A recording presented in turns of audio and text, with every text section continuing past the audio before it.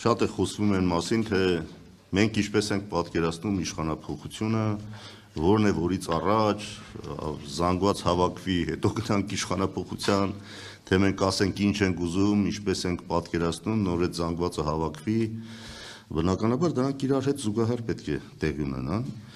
եւ իշխանափոխության հասնելու հաջողությունը պայմանավորված է 3 մակարդակով այդ բովանդակային մի քանի հարցեր կան դրանց ամբողջական պատասխանը տալու հետ։ Առաջինը բոլորի մոտ հարց է առաջանում. ինչու պիտի փոխվի այս իշխանությունը։ Ինչ է եւ ինչու պիտի փոխվի։ Կարծում եմ այս հարցի հետ կապված բավականին հստակություն գոյություն ունի։ Մենք ասում ենք ինչի պիտի փոխվի, որովհետեւ մի օր ավել մնալը այս իշխանությունների մեզ նոր կործանումների առաջ է կանգնեցնում եւ դրա մասին ես ասեցի շատ հստակ, մեր առջեւ այս իշխանությունը ըստ էության դնում է մի երկընտրանք, որը վատի ու վատագույնի ընտրության առաջ է կանգնեցնում, այսինքն կամ կապիտուլյացիա, իրանք իհարկե դա ներկայացնում են որպես խաղաղության պայմանագիր, իրականում դա այս վիճակով կապիտուլյացիա է, կամ պատերազմ։ Հիմա մենք ասում ենք, այս երկընտրանքից մեր ժողովուրդը պետք է դուրս հանել եւ ինչու պիտի փոխվին, սրա հետ է հիմնականում կապված։ Երկրորդը, ինչով պետք է փոխվի։ Ստեղ մենք իհարկե ներկայացնում ենք մեր ծրագրերը, մեր այլընտրանքը, որի մասին ես խոսեցի։ Մեր ուժականության աղբյուրները պետք է վերականգնվեն, ինչը իրանք ցամաքեցրել են եւ նորից չկրկնեմ այն ինչի մասին խոսում էի 3 ուղղություններով մենք պատկերացնում ենք թե այդ ուժականությունը որտեղ է եւ ինչպես պետք է դա կատարել այսինքն գաղափարական քաղաքական այլընտրանք այսօր շատ հստակ է գաղափարական առումով այս ոչ միայն անպտուղ այլ ազգակործան երկընտրանքներից ժողովրդին ազատել իրական Հայաստան թե պատմական Հայաստան Արագած թե Արարատ, այսինքն այս ամեն ինչը հստակ ցույց է տալիս, որ այս իշխանությունները պարզապես հայ տեսակի հետ խնդիր են տեսնում, որովհետև այդ նույն խնդիրը տեսնում են թուրք-ադրբեջանական տանդեմի ներկայացուցիչները եւ իրենց առաջ պարտադրանք են դրել, որ այս տեսակը վերացրեք, եթե չէ մենք կգանք պատերազմով կվերացնենք, այդ են իրենք ասում։ Եվ ուրեմն այլընտրանք հստակ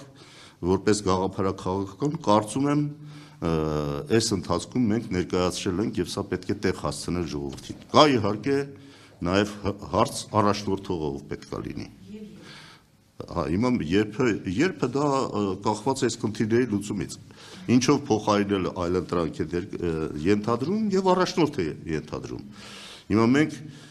այս մի մասը այլընտրանքի գաղափարախաղական կարծում եմ ունենք, կարող ենք դրա վրա ավելի աշխատել եւ ավելի ամբողջացնել բայց նաև պետք է գտնենք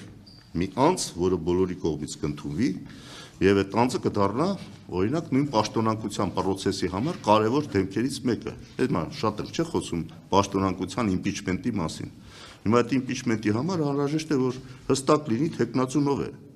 որտեղ միայն ասել Նիկոլը պետք է հեռանա, բայց չասել ով է գալու տեղը, չի ստացվի այդ պաշտոնանկության process, որտեղ դա պահանջում մեր այսօրվա օրենսդրությունը։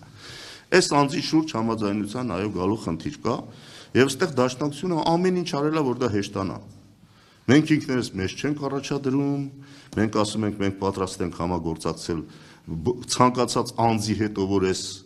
բովանդակային մասն է ընդունում,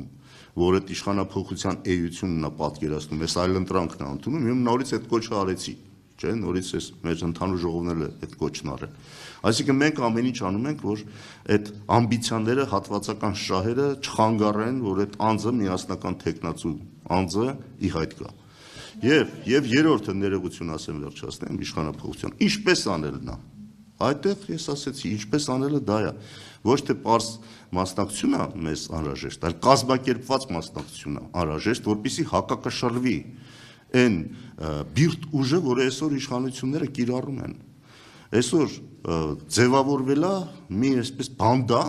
որի անունը դրել են, չգիտեմ, բերետավորներ, եսի ինչեր են անում, տեսել եք։ Վերջի իրադարձությունները հունիսի 12-ի տեսակ։ Մինչև իմի չեն ուզում բացահայտեն այդ անօրինական կիրառած այդ միջոցները եւ այլն ոնց կիրառվեցին, ինչ եղավ եւ այլ։ Ոչ մի մարդ վայրագություններ կատարած այսօր չի դատապարտվել եւ որևէ պատիժ չի ստացել։ Այս բոլորը ինչի համար են անում։ Այս բոլորը ուզում են վախ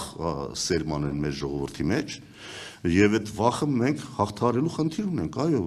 ամեն մեկը պատրաստ չի այսօր այն վճռականությամբ մտնի փողոց, որ գիտի վաղը գնալու է, հետապնդվելու է,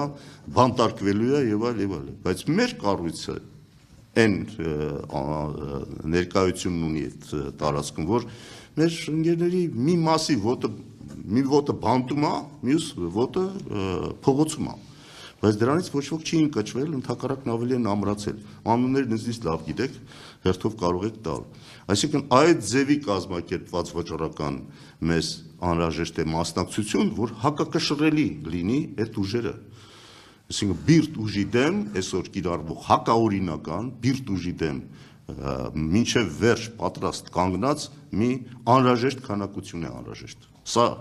շատ կարևոր է, որպեսզի մենք լավ հասկանանք։ Այդ դա կազմակերպելու խնդիր ունենք,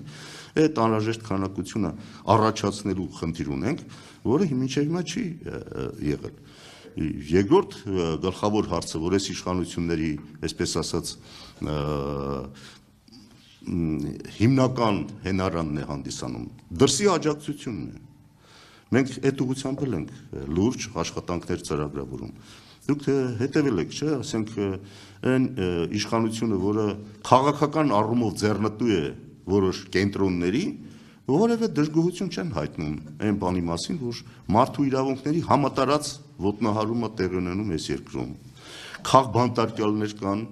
այսօր մեր երկրում։ Դա պարտադիր չէ քաղբանտարկյալն անպայման բանտում նստած լինի, բայց իրան ազատությունից զրկում եք։ Մարդը արդեն հայտարարություն, քննադատություն է անում,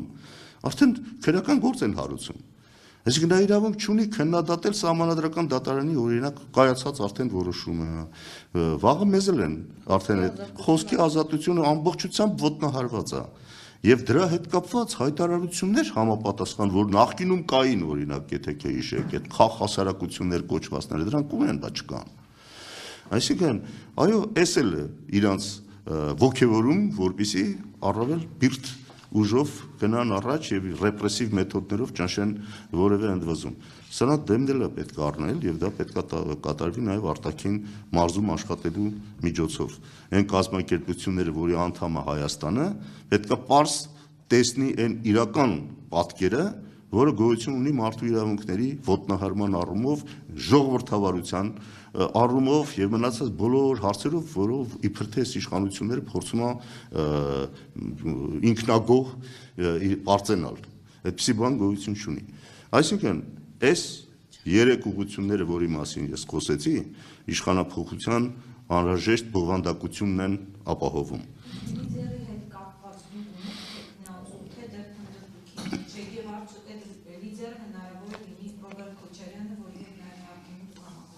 Ես ասացի, լիդերը պետք է լինի նա, ով առավելագույնս համախմբում կիրականացնի այդ դաշտում։ Իսկ այդ դաշտը մենք պատկերացնում ենք համախմբելու մի կարճ բանաձև ասեմ, որպեսզի պարզ դառնա։ Մենք հռչակում ենք նպատակ իշխանափոխություն իրականացնելու, որպես պայման այս ամեն ինչը, չէ՞, նպատակ միջանկյալ նպատակի մասին է խոսքը, իրական նպատակը ասեցի, մեր ինքնությունը պահելու, մեր ազգային պետականությունը պահելու խնդիրն է, բայց որպես միջոց, որպես ճանապարհ իշխանափոխությունն է։ Հիմա այդ ճանապարհին ով կընկալվի բոլորի կողմից, որ ընդունելի է որպես անձ, մենք պատրաստ ենք այդ անձի հետ համագործակցել եւ այդ դաշտը չպետք է թույլ տալ, որ պառակտվի։ Իսկ չպառակտելու համար այդ բանաձևը գոյություն ունի, ով որ այդ նպատակին դեմ չի, իշխանությունները փոխելու այս օրակարգով, իշխանությունները փոխելու նպատակին դեմ չի, մեր հետ է։ Մենք պետք է մի կողմ դնենք բոլոր տարաձայնությունները, որոնք այսօր կան, 3-4 հոգի հավաքվեն 5-6 հատ տարաձայնություն կունենան։ Մենք այդ փորձն ունենք։ Մենք պետք է մի կողմ դնենք այդ տարաձայնությունները հասկանալու համար, որ կա գերխնդիր։ Եվ այդ գերխնդրին համապատասխան պետք է երկրորդական համարվեն, ստորադասվեն բոլոր տիպի տարաձայնություններն ու հակադրությունները, որոնք ընդդիմադիր դաշտում այսօր նկատվում է։ Այ սա է, որ մենք կարողանանք անել, ընդդիմադիր դաշտը կհամախմբվի, ընդդիմադիր դաշտը այդ ամբիցիաները չի դրսևորի, որ իմ շուրջ միայն պետք է տեղի ունենա այդ համախմբումը, այլ գտնենք իսկապես այն անձը, որը նոր թափ կհաղորդի եղած ընդդիմադիր տրամադրություններին։ Այդ մարդը նաև պետք է իմանա, ով որ գալու է առաջնորդի, նա պետք է իմանա, որ ինքը նոր թափ պետք է հաղորդի այդ process-ին եւ պատրաստ լինի զրկանքների, պատրաստ լինի հալածանքների եւ այդ վճռականությամբ մտնի այդ դաշտը։